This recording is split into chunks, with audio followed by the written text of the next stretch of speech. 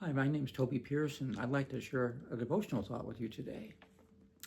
Let's look today at two remarkable women in the Bible, both of them in the lineage of Jesus, Rahab and Mary.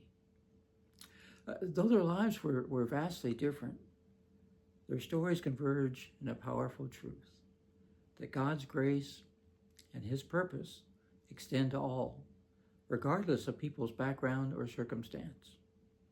In Joshua 2 and verse 21, Rahab, a Canaanite prostitute, declares, "According to your words, so be it."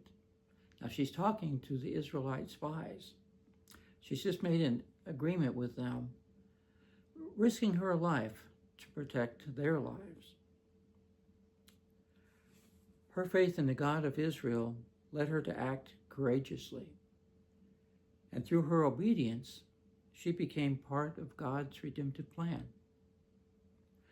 Centuries later, in Luke 1 and verse 38, Mary, a young virgin from Nazareth, responds to the angel Gabriel with similar words. "Let it be to me according to your word."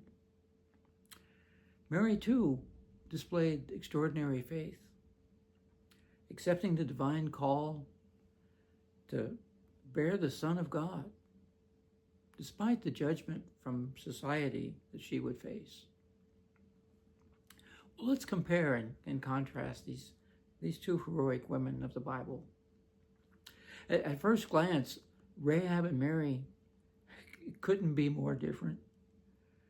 Rahab was a Gentile, a Canaanite, living on the fringes of society, truly physically living that way, and marked by her past as a prostitute.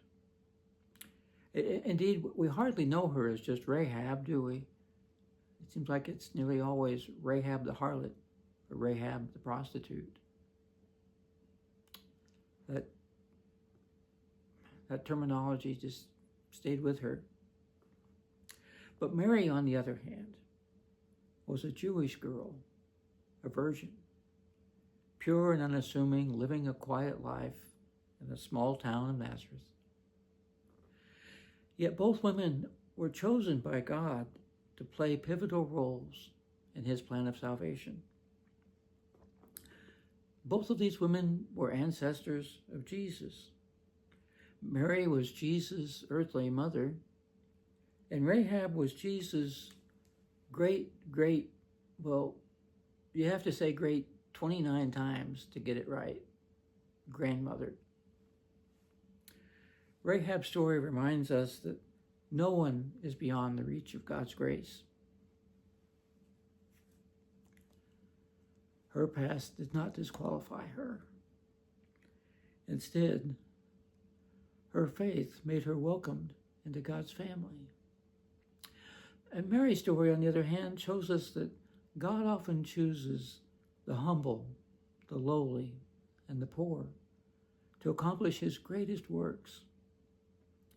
Her purity and her willingness to submit to God's will made her a vessel for God's glory. What unites these two women is their faith and obedience. Rahab trusted in a God that she had only heard about, and Mary trusted in a God that she no doubt knew from childhood.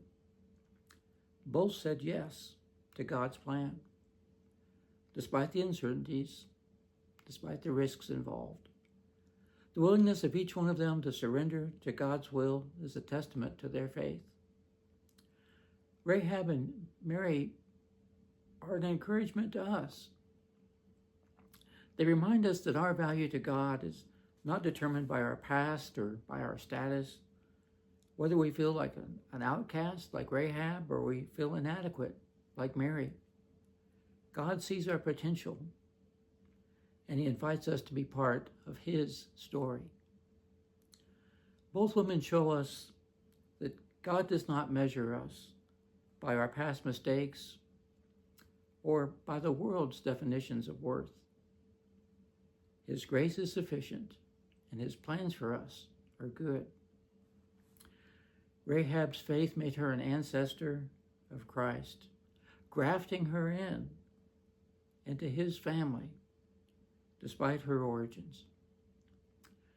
Mary's willingness to trust God in the face of adversity and uncertainty allowed her to bring the Savior into the world. So let's be encouraged to respond to God's call with that same faith and obedience that Rahab and Mary had. Let us trust that God can use us no matter where we come from or what we've been through. God can use us to fulfill his purposes. We can take comfort in that no matter what, no matter how unworthy we may feel, God's invitation is open to all. His plans are not limited by our weaknesses, but they're carried out by his unlimited strength. Regardless of our backgrounds or our current situation, let's not shy away from doing God's will, from doing service to God, but trust that God can renew our minds and use us for his glory. Get involved in a life that is useful to God. And I hope you have a blessed day. If you would like more information, or if you'd like to participate in our Bible studies and worship services, we would love to have you come join us at the Northeast Church of Christ.